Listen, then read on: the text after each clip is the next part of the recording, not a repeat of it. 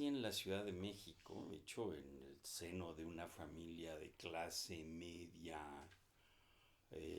profesionales médicos, ¿no? Em, y pues desde muy joven, desde pues digamos mis primeros recuerdos, em, eh, tengo una relación relativamente estrecha con expresiones culturales como la música, como la pintura, como no tanto el deporte, aunque desde luego el deporte sí formó parte de mi juventud inicialmente, pero mucho más con expresiones artísticas, ¿no? Eh, eh, Trabajo con las manos, ¿no?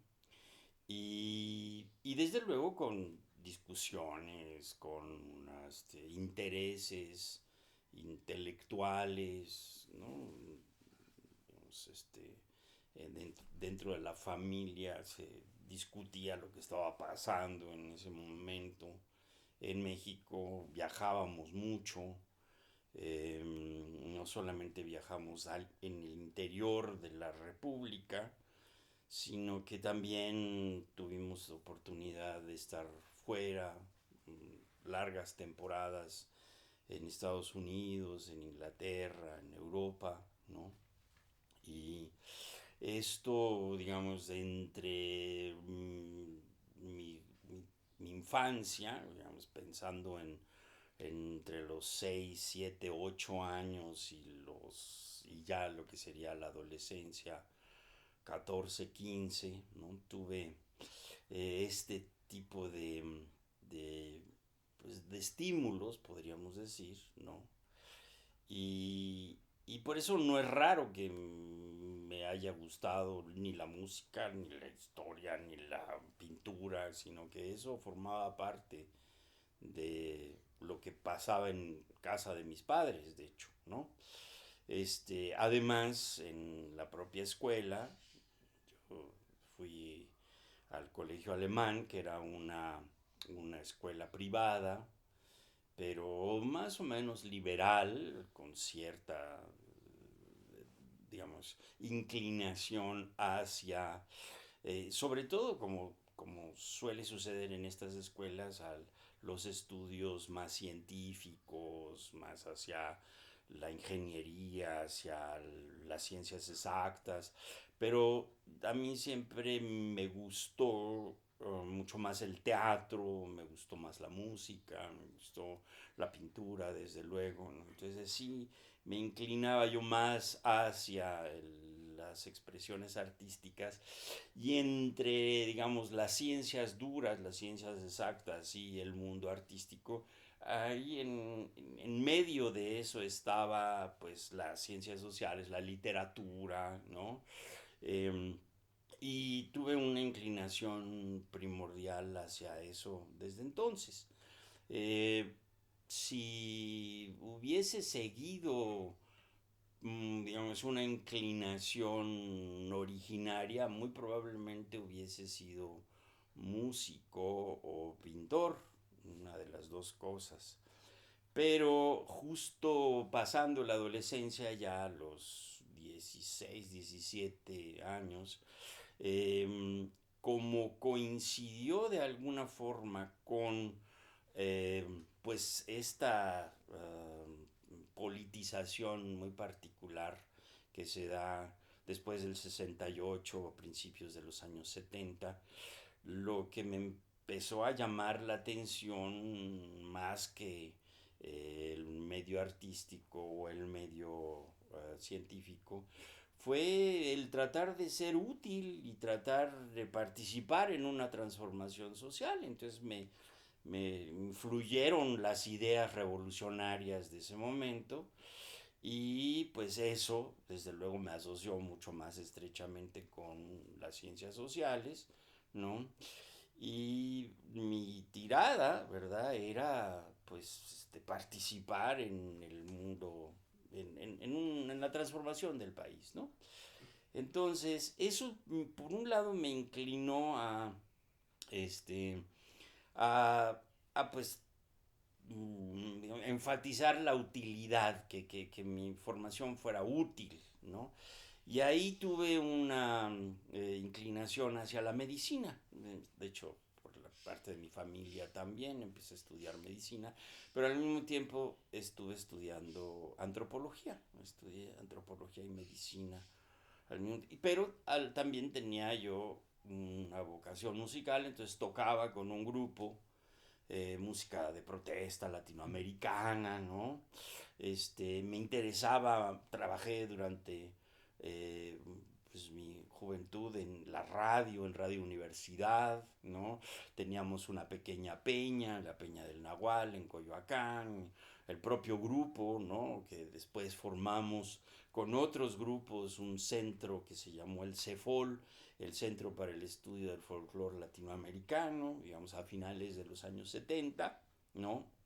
Y al mismo tiempo, pues estaba estudiando antropología, estaba estudiando medicina, pero ninguna de las dos carreras me, me llenó, podríamos decir. Medicina, me di cuenta relativamente pronto que no tenía yo ninguna vocación para la medicina, aunque sí estudié y yo quería realmente, pues un poco con el modelo del Che Guevara y con el modelo de muchos de los compañeros, ¿verdad? Que admirábamos tanto en ese momento, pues sí, o sea, participar en la transformación, pero siendo útil, no solamente armándola de tos, ¿verdad? Sino que realmente sí quería yo ser útil. Y entonces, y la antropología me gustó mucho, pero justo en el momento en que estaba estudiando antropología, eh, vino un proceso muy extraño de decepción, ¿no? Y de decepción por la vía académica, ¿no? Entonces me salí de la escuela de antropología, me salí de la facultad de medicina y decidí estudiar historia. Me metí a la facultad de filosofía y letras, estoy hablando de 1976-77, pero como al mismo tiempo tenía que vivir de algo, ¿no? Entonces, pues eh, vivía en parte de mis programas de radio, pero también parte de la música, y empecé a dar clases en el Centro de Enseñanza para Extranjeros en la UNAM mientras estaba estudiando en la facultad. Y ahí me empezó a interesar la historia. De hecho, mi vinculación con la historia podríamos decir que es, digamos, trata de integrar tanto, digamos, mis inclinaciones por el arte, por la literatura, pero también por la propia ciencia social.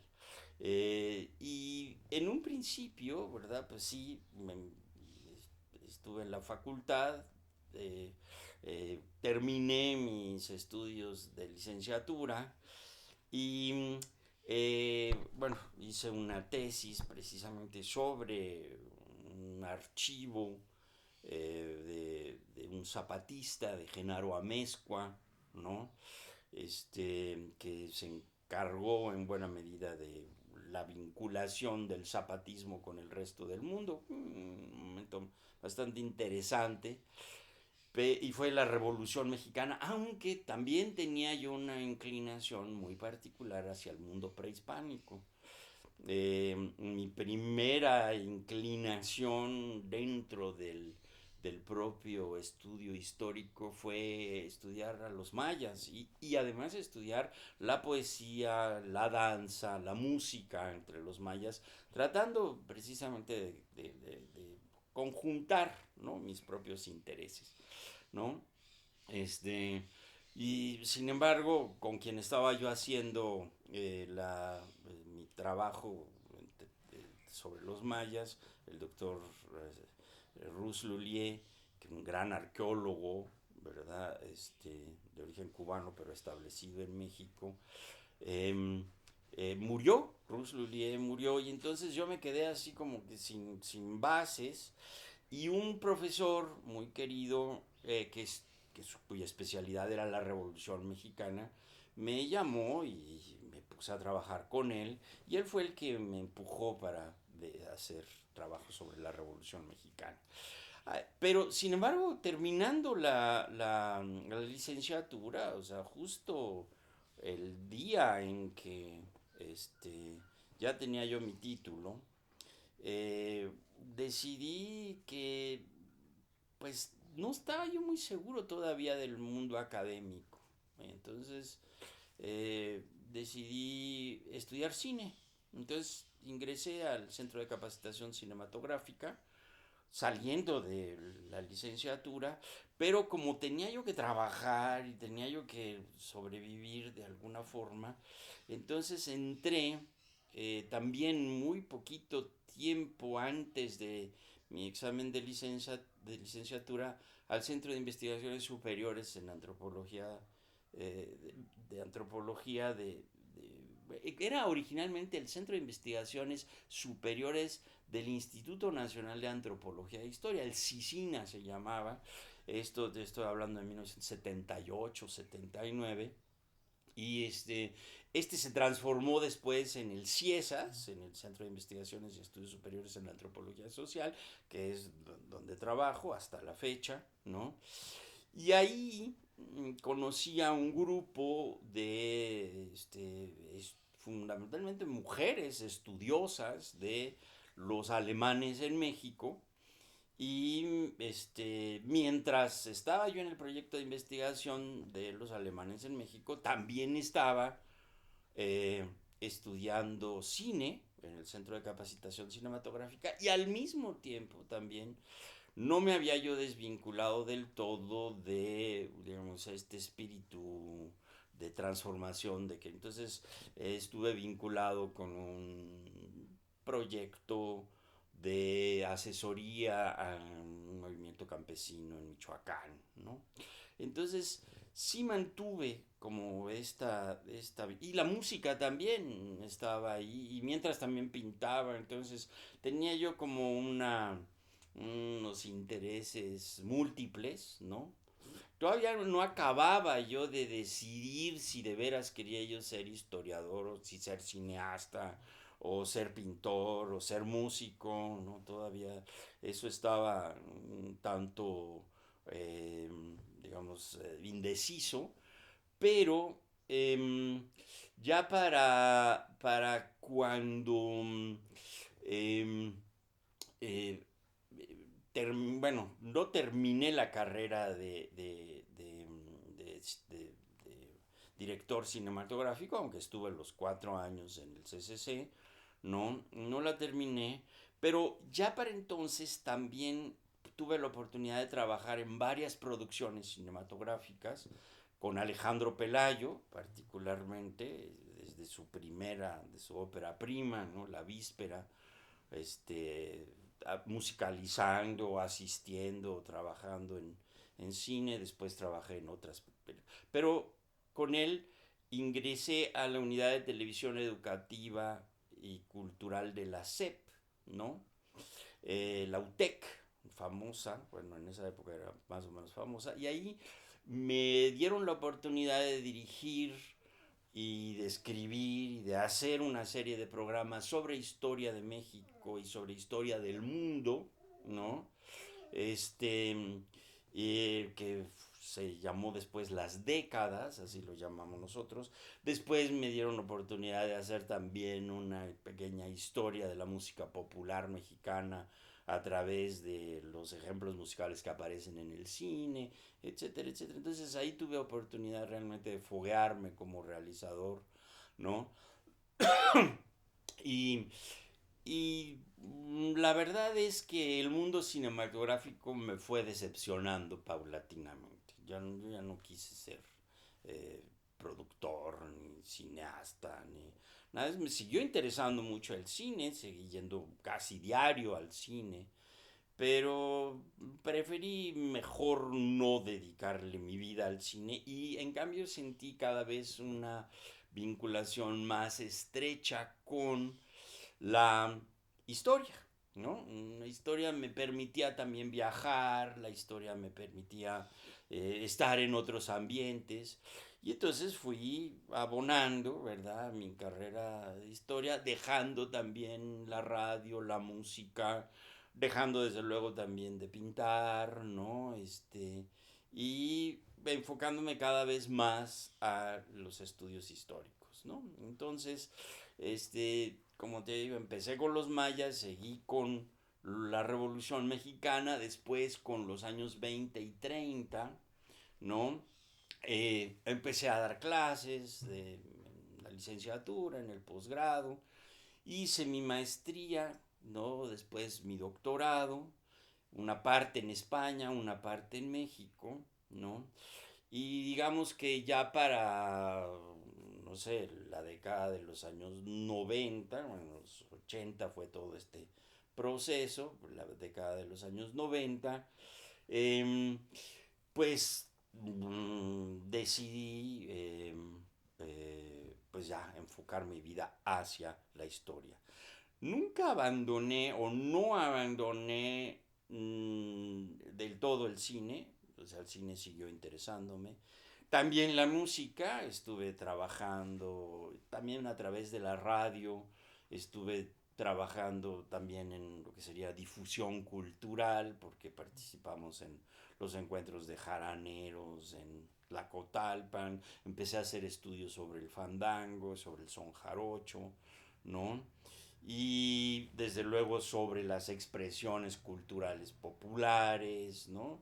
Y, y finalmente, ¿verdad? Tuve la oportunidad y se me abrió el espectro de poder hacer un tipo de historia que vinculara los fenómenos políticos, los fenómenos económicos con los fenómenos culturales también. Y es ahora en donde me siento con más,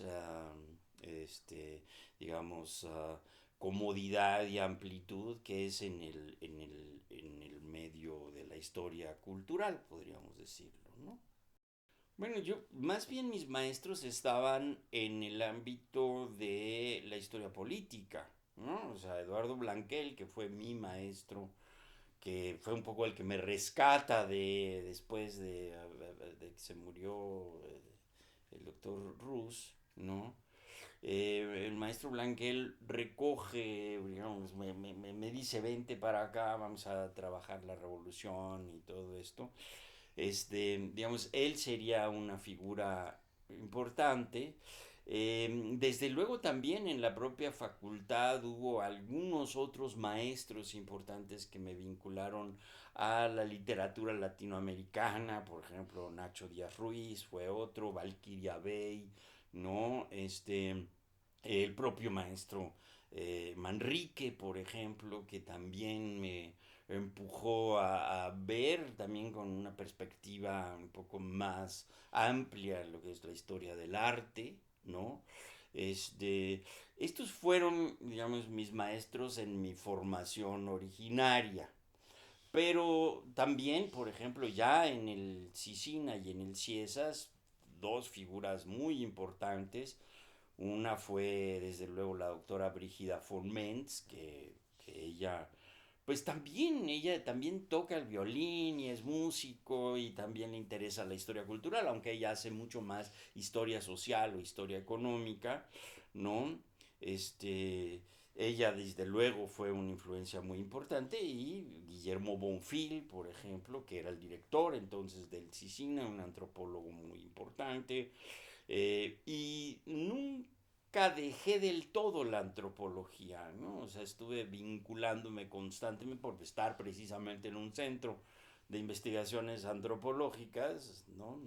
Otras ciencias sociales, pero la antropología siempre me llamó la atención también, entonces hubo una vinculación muy particular con las expresiones populares, ¿no? Y entonces cuando decidí dejar el ámbito de la historia política, de la historia económica y dedicarme más a la historia de las expresiones populares, ahí traté de juntar, ¿no? Mi afición por la música, por el arte, por la literatura, con los fenómenos históricos, digamos, políticos y económicos.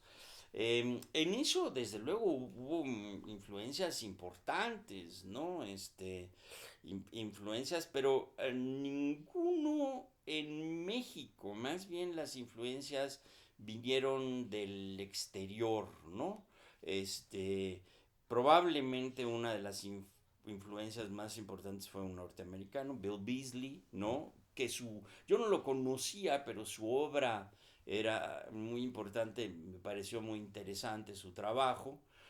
Posteriormente lo conocí, nos hemos hecho muy buenos amigos. Otra persona a la que no conocí estrechamente, pero que fui a muchas de sus conferencias y con quien tuve una, un contacto sobre todo intelectual, fue con Peter Burke, ¿no? Que también podría ser. Y desde luego, otros historiadores, historiadoras, ¿no? Que han influido en, por ejemplo, la doctora Clara Lida, ¿no? Que hace historia social, ¿no? Que incorpora desde luego expresiones culturales, pero a ella lo que le interesa son los grupos sociales y su acontecer. Y eso es en el Colegio de México, con quien estuve una vinculación también, ¿no? Pero digamos que en el mundo de la historia cultural, ¿no? Y sobre todo, yo no estoy tan seguro de llamarla historia cultural. Es historia de las expresiones culturales populares. Ahí me atrevería a decir que fue más bien mi vinculación con la antropología, ¿no? Con figuras como Guillermo Bonfil, Arturo Barman, ¿no? Con este... eh, tengo también que reconocer que por ahí estaban algunos otros historiadores, por ejemplo Aurelio de los Reyes, que fue mi maestro en cuestiones de historia del cine, también Emilio García Riera, por ejemplo, que ya en el CCC pues fue un maestro importante, ¿no? Este, mm, eh, ¿Quién más podría ser así como... Eh, y bueno, en el mundo de la música también, pero esos más bien fueron eh, personajes que eran amigos, ¿no? Que también influyeron en mi interés, ¿no? O sea, Oscar Chávez, Marcial Alejandro, ¿no? David Aro, ¿no? Que formaban parte de alguna forma de mi generación y con quienes ocasionaron. Antonio García de León, por ejemplo, fue una influencia importantísima porque él también como músico y como historiador, ¿no? Me impulsó.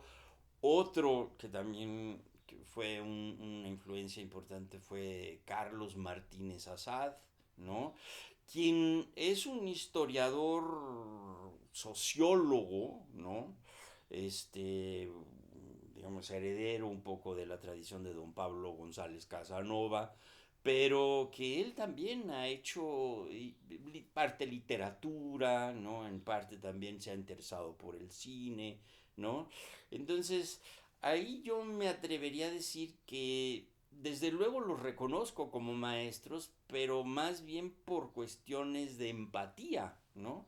O sea, son colegas con los que he trabajado, con los que he discutido, con los que hemos hecho cosas juntos, ¿no?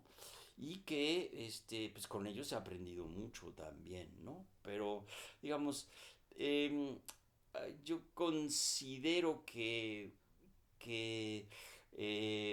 más bien fue un poco este afán de indecisión, podríamos decir así, de una ruta muy particular, sino de tratar de ampliar, de tener una visión, un espectro más amplio, lo que ha sido, yo creo que lo más importante en mi formación, el no perder interés ni en el cine, ni en la música, ni en la literatura, ni en la poesía, ni en el teatro, ni en la pintura, ¿no? Desde luego me gusta mucho viajar, ¿no? Entonces en ese sentido creo que, creo que me, me resulta un poco difícil decir, es que yo soy historiador cultural, ¿no? Yo no sé muy bien qué soy, tampoco me preocupa mucho andarme definiendo tanto, ¿no?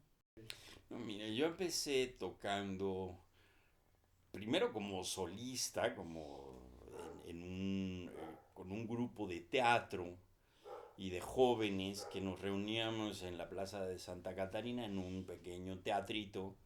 Esto te estoy hablando cuando tenía como 17, 18 años. Y yo ya tocaba la guitarra, pero también me gustaba tocar el charango y el cuatro y instrumentos este, más bien de música folclórica latinoamericana.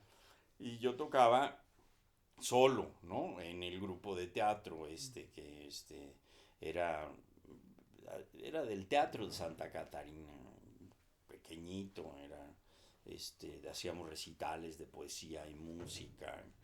De ahí me incorporé al poco tiempo, no, bueno, no sé si tampoco, porque sí estuve como un año, año y medio tocando solo, con un grupo que tocaba en la Peña del Nahual, que también estaba en Coyoacán, en la calle Francisco Sosa, y ese era el grupo La Peña Móvil, ¿no? En ese grupo éramos cuatro o cinco, ¿no? O sea, fue variando, desde luego. Y luego tuvimos una escisión dentro del propio grupo. Unos de los miembros se quedaron con la Peña del Nahual. Nosotros nos salimos, nos quedamos con el nombre de la Peña Móvil y hicimos varios viajes, ¿no? Y nos reunimos otros grupos que se habían salido de otras peñas, ¿no?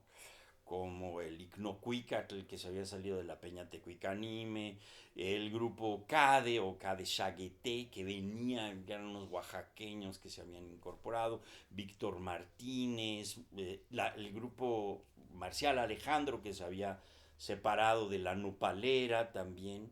Bueno, varios miembros de estas agrupaciones nos reunimos y formamos CEFOL, el Centro para el Estudio del Folclore Latinoamericano, que sesionaba los fines de semana, viernes y sábados, tocábamos, dábamos audiciones, también organizábamos recitales de poesía y música, ¿no? Teníamos también un cineclub, se llegó a hacer también un pequeño taller de literatura, se publicaba una hoja que se llamaba El Ciervo Herido, ¿no? Que coordinaba un poeta muy importante, Ricardo Yáñez, ¿no? Pero que se le publicó a José Joaquín Blanco, bueno, o sea, fue Eduardo Langagne, por ejemplo, también publicó ahí, o sea, fue un pequeño grupo de literatura muy interesante, asociado desde luego al propio CEFOL. En el CEFOL hacíamos recitales y homenajes, por ejemplo, a Uruguay, a Chile, a Violeta Parra, a Tahualpa Yupanqui, a Daniel Biglietti, a Brasil, o sea, dependía un poco de las circunstancias del momento. De pronto del propio CEFOL nos íbamos al Museo de Artes y Ciencias de la UNAM, que entonces lo dirigía una mujer maravillosa, Gloria Valdés, que nos llevaba y nos prestaba su teatro ahí porque teníamos un muy pequeñito auditorio en el CEFOL, en cambio el teatro del Museo de Ciencias y Artes del el MUCA, ¿no? De la UNAM nos favorecía muchísimo. Y bueno, yo también tenía un amigo coreógrafo muy querido, casi mi hermano, Marco Antonio Silva, con quien trabajaba, ¿no? Cuestiones de poesía y de coreografía y de puesta en escena, ¿no? Este, y mientras tocábamos música latinoamericana, a mí me gustaba también tocar rock, ¿no? Y entonces hicimos un grupo con Jaime López, Marco Antonio Silva y yo, un grupo que se llamó, bastante efímero, pero que se llamó La Máquina 501, ¿no? Que tocamos 3 o 4 veces en público, no más, pero nos divertíamos mucho tocando entre nosotros, ¿no? Componíamos, ¿no? Este, y de hecho, pues en ese momento, digamos, te estoy hablando de los años finales de los años 70, principios de los años 80. En ese momento no hay que olvidar que no había medios de comunicación abiertos, ¿no?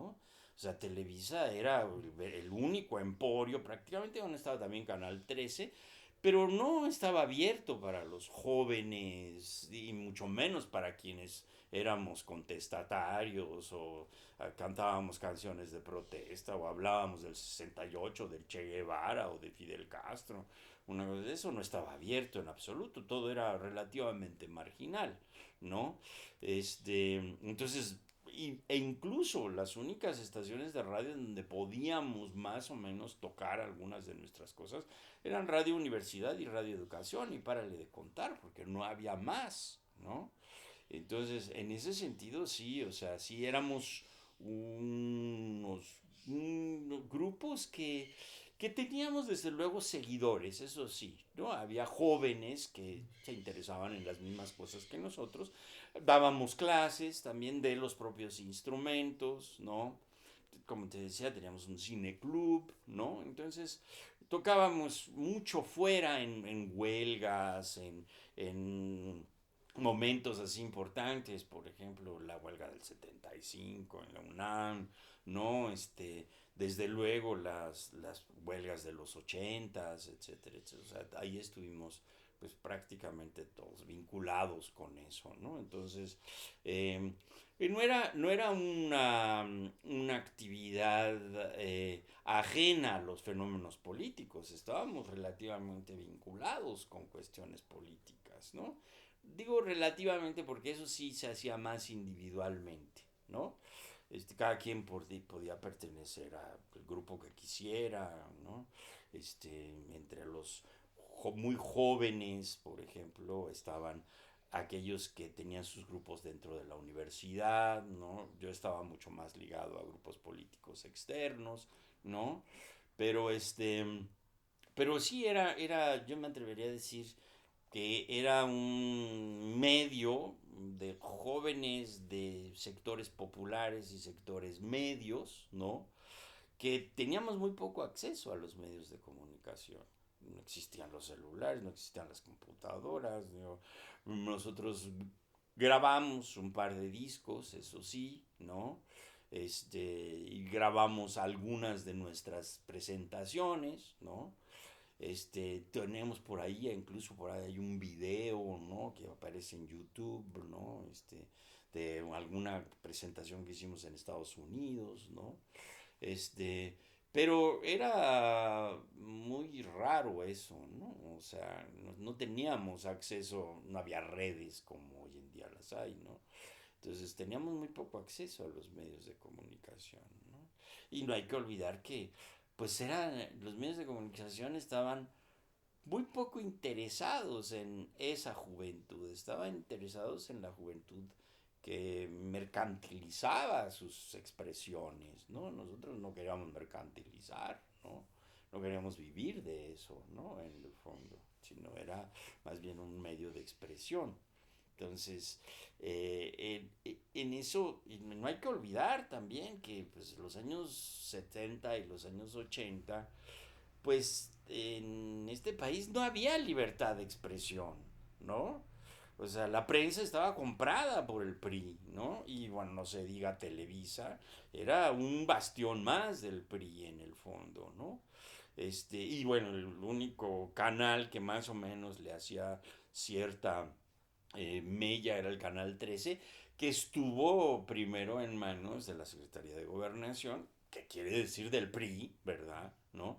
Entonces, no teníamos mucho acceso. Yo recuerdo, por ejemplo, que en algún momento que tuvimos cierta cierta presencia debe de haber sido con el 75, porque hicimos un festival de homenaje a Chile por el golpe de Estado, ¿no?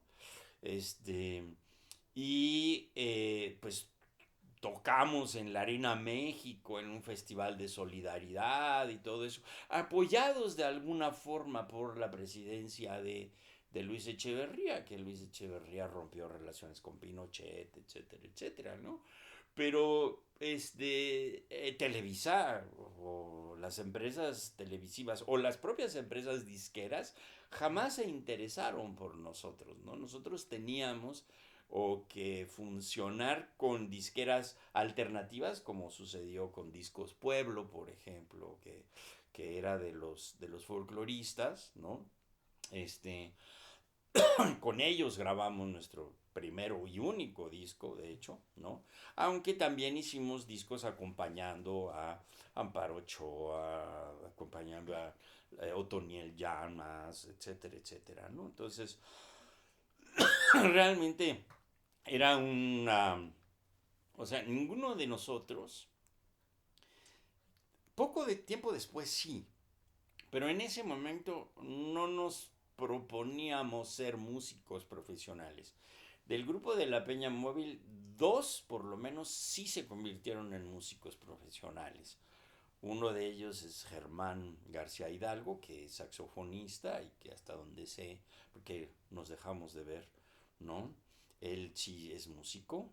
Y el otro que es músico es Eduardo Gamboa, que era Eduardo Arau entonces, pero se quitó el Arau él y se puso ahora Eduardo Gamboa y él es músico profesional, es compositor, ¿no? Pero los demás, ¿verdad?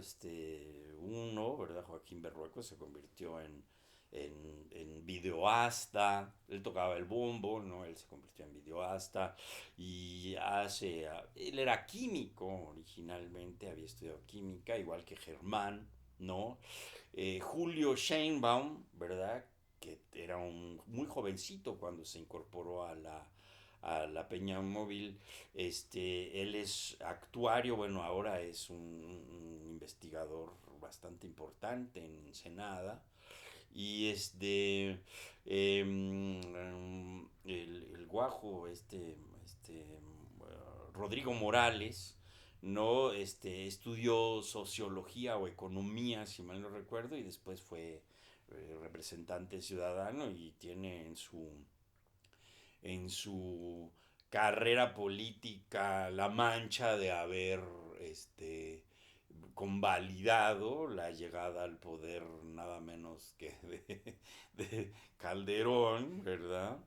Entonces sí, o sea, digamos, no me atrevería a calificar ahorita su trayectoria política, aunque concretamente la de Rodrigo sí me parece que es vergonzosa. Perdón, ¿eh? Sí, Porque... sí, no, Sí. adelante.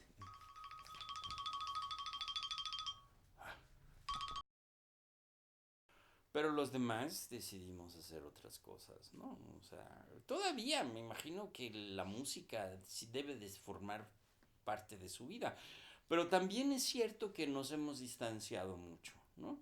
O sea, el grupo se desarticuló justo cuando ya también la propia experiencia del CEFOL estaba desarticulándose, ¿no? O sea, ya estamos hablando de principios de los años 80, ¿no? Yo también entonces, a principios de los 80 ya estaba yo mucho más interesado en otras cosas, ¿no? Y ya el grupo ya me decepcionaba muchísimo, la verdad, porque también había competencia interna, ¿no? Y bueno, yo en 1983, 84, este, me metí mucho más a trabajar en cuestiones de cine en la UTEC. Y luego en 1985 me fui de México, me fui prácticamente un año a España, ¿no? A Madrid, a hacer mi tesis doctoral, de hecho. ¿No? Y ya para finalizar, eh, ¿qué necesitaría, o más bien qué le recomendaría, o bueno, sí que necesitaría un aspirante a, pues a estudiante de historia? Porque con la larga trayectoria que tiene, me imagino que uno va acumulando cierta experiencia, que por lo regular uno es joven y tiene un ímpetu y a veces es necio y carece como de mucho ego y por querer comerse el mundo. ¿Qué le recomendaría a las nuevas generaciones? Pues yo les recomiendo a las nuevas generaciones que tengan la mente lo suficientemente abierta como para que pues se dejen impresionar por otras cosas que no sea la novedad tecnológica y que no sea el mundito superficial de la disco y ese tipo de cuestiones. Claro, me parece que está muy bien que lo hagan, que bailen, que brinquen, pero vaya que tengan la mente abierta como para enterarse de que en los libros también hay cosas importantes, que en los museos hay cosas interesantes, que en el mundo hay cosas que van mucho más allá del WhatsApp y del Facebook, ¿no? Lo cual es un poco complicado, ¿eh? Porque si te soy sincero, yo sigo dando clases a nivel licenciatura y me he dado cuenta en los últimos años que no parece haber mucho interés en, en las otras cosas que le pasan al resto del mundo, ¿no? O sea, de hecho, están la mayoría, no quiero decir que no haya excepciones, desde luego, están ahí para cumplir con ir a clases, tener su calificación y párale de contar, ¿no? O sea, no percibo realmente un interés muy puntual, por ejemplo, por transformar la sociedad mexicana, ¿no? O sea, nosotros estudiábamos historia, o yo me metí a estudiar antropología y medicina con ese fin, ¿no? Por querer transformar, ¿no? Yo eso no lo veo ahora, yo veo una apatía muy generalizada, ¿no? Este, con poca participación, ¿no? Lamentablemente, y con poco interés eh, por nuevas expresiones, por participar, etcétera, etcétera. Porque claro, esto es un poco... eh, eh, es un planteamiento muy conservador y me molesta percibirlo, la verdad, porque sí percibo una juventud apática. No percibo una juventud vigorosa, pujante, transformadora. No veo en sus propuestas artísticas nada muy innovador que digamos, ¿no? Este, Así, bueno, por ahí hay uno que otro este, joven cineasta o un joven músico que están más o menos haciendo. Pero me parece que, por ejemplo, se van con la super finta, ¿verdad? De Roma, ¿no? Que, bueno, creen que Roma es un asunto mediático, ¿no? No es una buena película, en el fondo, ¿no? O sea, no dice nada interesante en el fondo. Que no haya dicho ya el Indio Fernández, ¿no? Y bueno, por favor, el Indio Fernández, ¿no? Entonces, en ese sentido, sí me parece que están mucho más preocupados por fenómenos mediáticos que por fenómenos realmente de profundizar en un conocimiento. He leído, no cabe duda, buenas novelas de jóvenes. Están bien, creo yo, en literatura. Pero, por ejemplo, no veo en propuestas históricas interesantes entre jóvenes. Claro, la historia tiene uno que pues tener un poquito de mundo, ¿verdad? Como para poder hacer un tipo de propuesta. Pero pero incluso, por ejemplo, en pintura, en música, ¿no? En música no veo nada muy... También es cierto que yo no soy ni especialista en los movimientos de la juventud ni nada de eso, ¿no? Entonces, es de... Tal vez estoy hablando sin... reconociendo que conozco poco, pues, ¿no? Pero de alguna forma conozco poco porque no me llama mucho la atención, ¿no? Entonces, tampoco estoy pendiente de a ver qué cosas nuevas están haciendo ni nada de eso, ¿no? Pero, por ejemplo, en cuestiones musicales, pues conozco dos o tres cosas más o menos interesantes. En, en pintura conozco muy poco ya, ¿no? De lo que de alguna manera sí fue un movimiento muy vigoroso, ¿no? Y en ciencias sociales veo una característica generalizada de la apatía. Y tiene también mucho que ver con cómo está la situación en México hoy en día y de dónde venimos, ¿no? O sea, yo creo que, eh, lo tengo que decir, ya aprovechando casi el foro, me atrevo a decir que los dos sexenios del PAN y el último del PRI, ¿verdad? Fueron realmente catastróficos para este país, ¿no? En términos culturales, ¿no? Creo que por eso también se puede explicar el por qué le está costando tanto trabajo este, al, al, al actual régimen, que sí, digo, yo no le quito méritos de que quiere transformar, pero le cuesta muchísimo trabajo porque pues, su masa crítica es muy pobre, la verdad, ¿no? En términos culturales, el país está realmente eh, este, como en un marasmo, me atrevería a decir, ¿no? No veo realmente gente ni preocupada en términos culturales por los ecocidios, por ejemplo. No están preocupadas por las represiones mundiales, ¿no? Les interesa muy poco lo que está pasando con los migrantes, por ejemplo, ¿no? O sea, en ese sentido me parece que hay una apatía política y que no hay una participación, o sea, no sé, este, todavía, ¿verdad? El 132, los 43, etcétera, etcétera, eran movilizaciones importantes. Yo ahora veo una movilización muy fangosa, ¿no? Como muy poco estructurada, muy sin, como que no se tiene una idea muy clara de para dónde se va ni qué se quiere, ¿no? este, digamos, un fenómeno que para nosotros era muy importante en la década de los 70s y los 80s, era transformar no solamente el sistema político, sino la distribución de la riqueza en este país, ¿no? Y eso no parece importar ahora, ¿no? A los jóvenes, ¿no? Pues, lo que se quiere es convertirse en hipster, ¿verdad?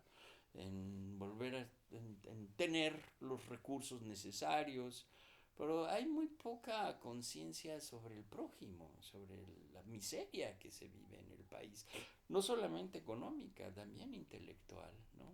O sea, este, yo lo veo, aunque mantengo, si soy sincero, una profunda esperanza crítica, ¿no?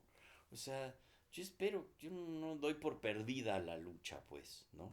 Como si la di, por ejemplo, hace unos cuantos años, ¿no? O sea, para mí el inicio del siglo XX en México fue catastrófico, fue una tragedia, que un imbécil como Fox o un, un asesino como Calderón y un inepto como Peña Nieto llegaran al poder es, yo creo que una tragedia que este país no se merecía, ¿no? En absoluto, ¿no?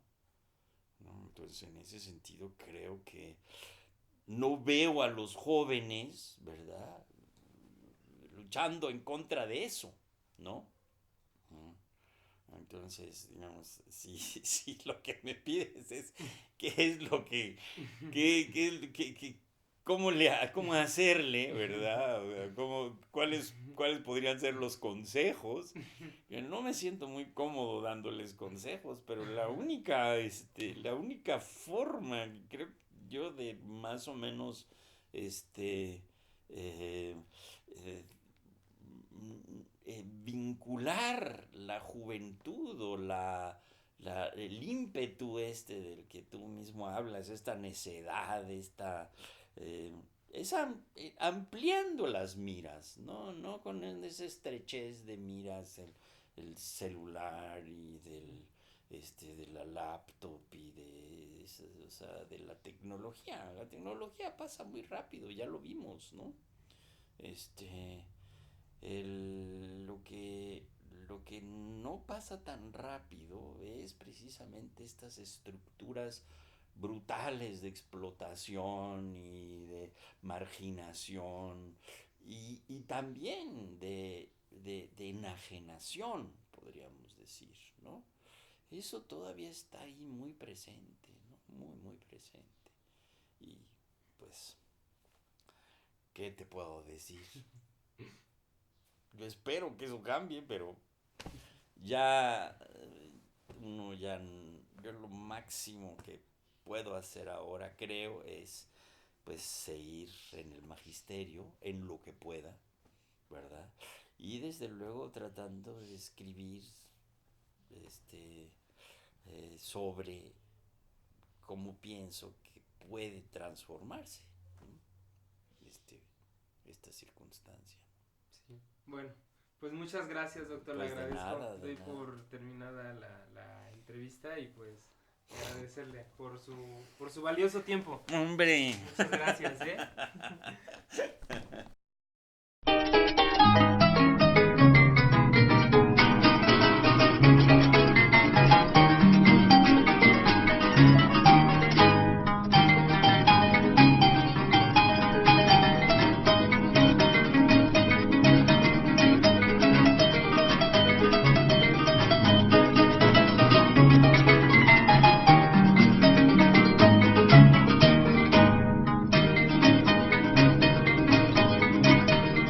Cruzando montes y mares, aquí está su trovador, el jaranero mejor que habita en el dolor.